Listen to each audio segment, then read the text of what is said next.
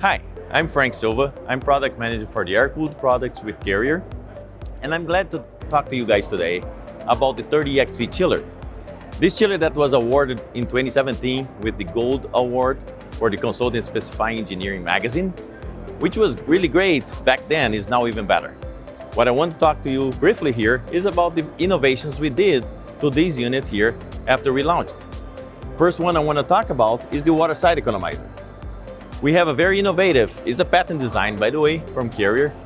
And the great feature of the water-side economizer, it does not have any impact on the chiller performance at any point in time. So we have the maximum performance that you can achieve. This design is the unique and no one else can match us in that sense. The other innovation we have is the pre-cooling, or also called adiabatic cooling. And what it does is like whenever it's too hot and you have a really high dry bulb temperature and you have a low wet bulb temperature, these pre-cooling, what's gonna do is gonna lower the temperature from a dry bulb temperature down to a wet bulb temperature. What's the benefit for you? You're gonna have a more efficient chiller during the hot days. You're gonna get more capacity out of that chiller, and also you're gonna be able to have peak shaving, less maintenance. You can also get rebates depending where you are. There is a series of advantages there.